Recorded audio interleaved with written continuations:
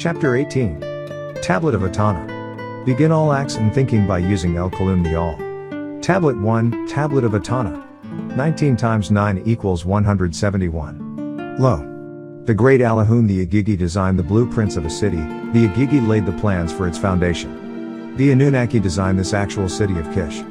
The Anunnaki made and laid its brickwork firm. In council, they decided to let Etana be their shepherd and rule first in the great city.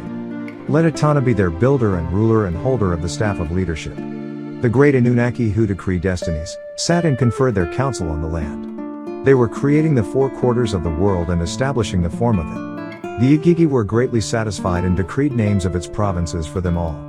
They had not established a ruler over all the people of each province. At that time the headband and crown had not been put together, and the lapis lazuli scepter had not been decreed over him. At the same time near them, the throne dais had not been made.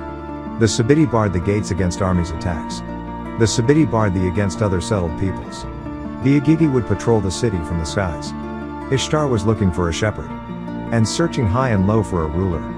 Inanna was looking for a shepherd, and searching high and low for a shepherd. Enlil was looking for a throne dais for Etana. The young man for whom Ishtar is looking so diligently, and searches endlessly day and shadow hour sleepless.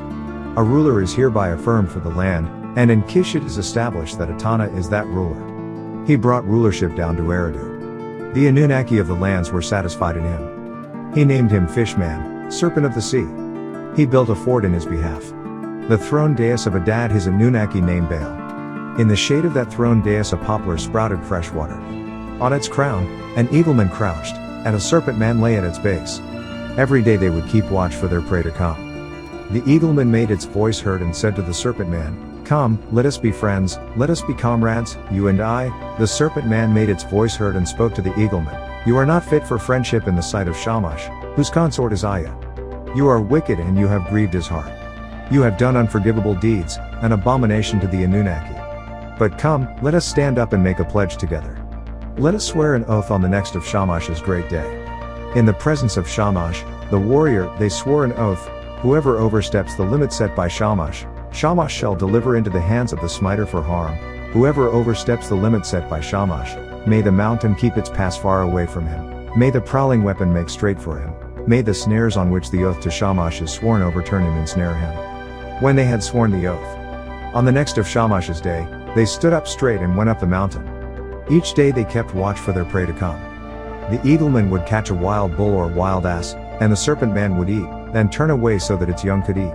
The serpent man would catch mountain goats or gazelles. And the eagleman would eat, then turn away so that its young could eat. The eagleman would catch wild boar and wild sheep, and the serpent man would eat, then turn away so that its young could eat. The serpent man would catch cattle from the plains and wild beasts from the countryside, and the eagleman would eat, then turn away so that its young could eat.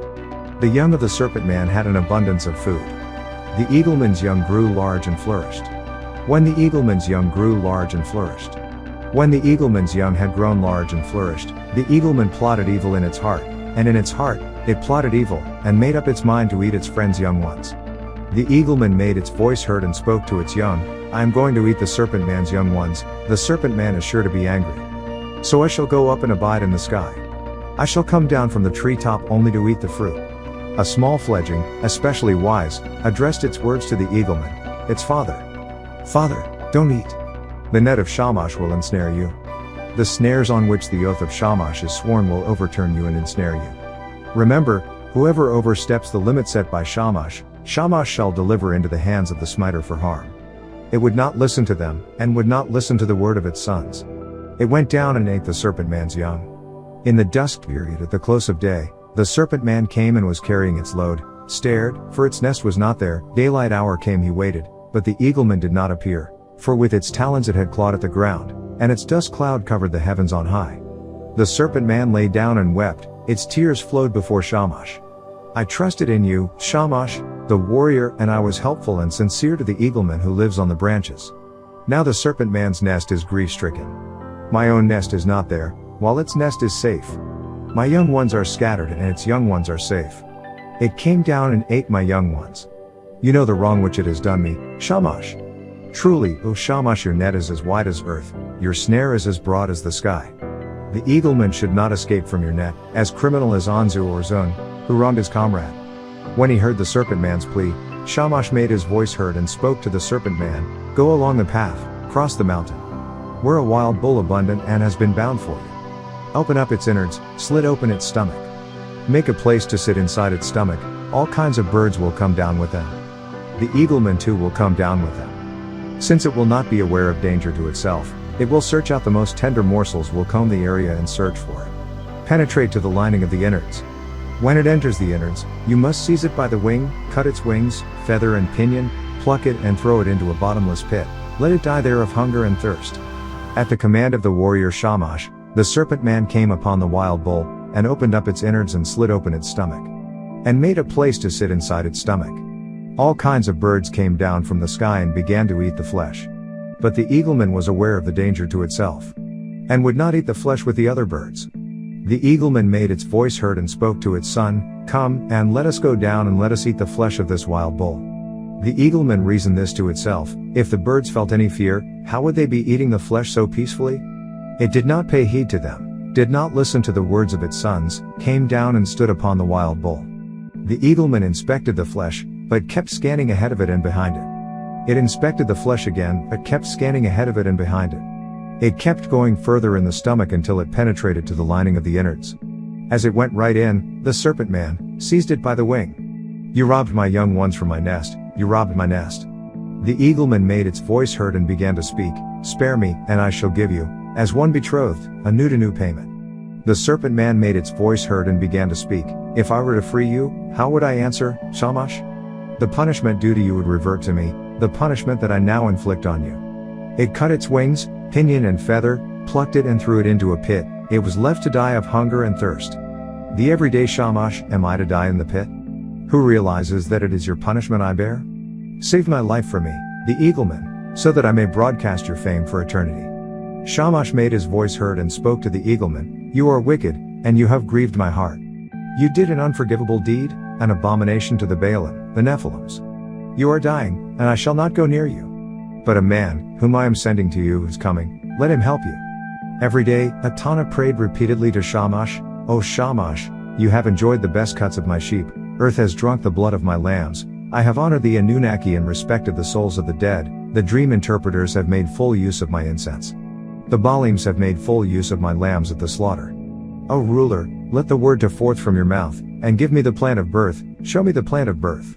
Remove my shame and provide me with a son." Shamash made his voice heard and spoke to Etana, "Go along the road, cross the mountain, find a pit and look carefully down there. It will show you the plan of birth." At the command of Shamash, the warrior, Etana went across the mountain, found the pit and looked at what was inside it. An eagleman was abandoned down there. The eagleman raised itself up at once. Tablet 2, Etana 2. 19 times 6 equals 114. Lo. The eagleman made its voice heard and spoke to Shamash, "O ruler, I thank you. The offspring of mine that of a bird I pledge to you. Whatever I say, in honor of you. At the command of Shamash, I am saved. The offspring of mine that is of the bird, I pledge to you." The eagleman made its voice heard and spoke to Etana, "Why have you come to me? Tell me." Etana made his voice heard and spoke to the eagleman, "O my friend, give me the plan of birth, show me the plan of birth. Remove my shame and provide me with a son. Leave the plant with me when you get out, leave it I beg you." Then the eagleman said to Etana, the ruler of Kish, "All alone I shall search the mountains and cross the road. Let me bring the plan of birth as I promised to you." When Etana heard this, he covered the front of the pit with juniper, made for it and threw down its wings and kept the plant. Thus, he kept the eagleman alive in the pit. He began to teach it to fly again. For 1 month, then a second month. He kept the plant and the eagleman alive in the pit. And began to teach it to fly again. For a third month, then a fourth month. He kept the plant and the eagleman alive in the pit. And began to teach it to the fly again. Etana helped it for 7 months. In the 8th month he helped it out of its pit. The eagleman, now well fed, was as strong as a fierce lion. The eagleman made its voice heard and spoke to Etana, "My friend, we really are friends, you and I. Tell me what you wish from me, that I may give it to you." Etana made his voice heard and spoke to the eagleman. "Change my destiny for and disclose what is concealed." Etana did as he was ordered by Shamash and went and helped the eagleman out of the pit. The eagleman hunted around in the mountains day and shadow hour. But the plant of birth was not to be found there. Come, my friend, let me carry you up to the sky. Let us meet with Ishtar, the mistress of birth. Beside Ishtar, the mistress of birth, let us find a new plant. Put your arms over my sides, put your hands over the quills of my wings. He put his arm over its sides, put his hands over the quills of its wings. The eagleman took him upwards for a mile. My friend, look at the country. How does it seem? The affairs of the country buzz with prosperity like flies building their homes. And the wide sea is no bigger than a sheepfold. The eagleman took him up a second mile. My friend, look at the country. How does it seem? The country has turned into a garden of delight, and the wide sea is no bigger than a bucket. It took him up a third mile. My friend, look at the country. How does it seem? I am looking for the country, but I can't see it. And my eyes cannot even pick out the wise sea. My friend, I cannot go any further towards heaven. Retrace the way, and let me go back to my city. The eagleman shrugged him off for 1 mile, then dropped down and retrieved him on its wings. The eagleman shrugged him off for a second mile, then dropped down and retrieved him on its wings. The eagleman shrugged him off for a third mile, then dropped down and retrieved him on its wings. A meter from the ground, the eagleman shrugged him off, then dropped down and retrieved him on its wings. Etana said to the eagleman, my friend, I saw a first bad dream. The city of Kish was sobbing from the disagreement between the Anunnaki. Within it the people were in mourning for the disobedience of Enki to Anu. I sang a song of lamentation for this great grief. O Kish, giver of life! Etana cannot give you an heir for they are in exile. O Kish, giver of life, Etana cannot give you an heir for they have been run away. His wife said to Etana, the Allahum showed me a dream. Like Etana my husband I have had a dream of distress. Like you the Allahum have shown me a dream of distress. And his ghost is most holy. Etana opened his mouth and spoke to the eagleman, my friend, that Allahum showed me another dream of delight. We were going through the entrance of the gate of Anu, father of Enlil and Enki. We bowed down together, you and I. We were going through the entrance of the gate of Sin, Shamash, Baal-Adad and Ishtar. We bowed down together, you and I. I saw a house with a window that was not sealed. I pushed it open and went inside. Sitting in there was a girl. Adorned with a crown, beautiful was her face. A throne was set in place, and within this great house she sat. Beneath the throne crouched snarling lions. I came up and the lion sprang at me. I woke up terrified. The eagleman said to Etana, my friend, the significance of the dream is quite clear. Come, let me carry you up to the heaven of Anu, the great owl. Put your chest over its breast, put his hands over its sides. Put your arms over my sides. He put his chest over its breast, put his hands over its feathers, put his arms over its sides. The eagleman tied its load on securely, took him up a mile. And spoke to him, to Etana, see, my friend, how the country seems. Inspect the sea, look carefully for its features. The country is only the edge of point seen of a mountain. And whatever has become of the sea? The eagleman took him up a second mile and spoke to Etana, see, my friend, how the country seems. The sea has turned into a gardener's ditch.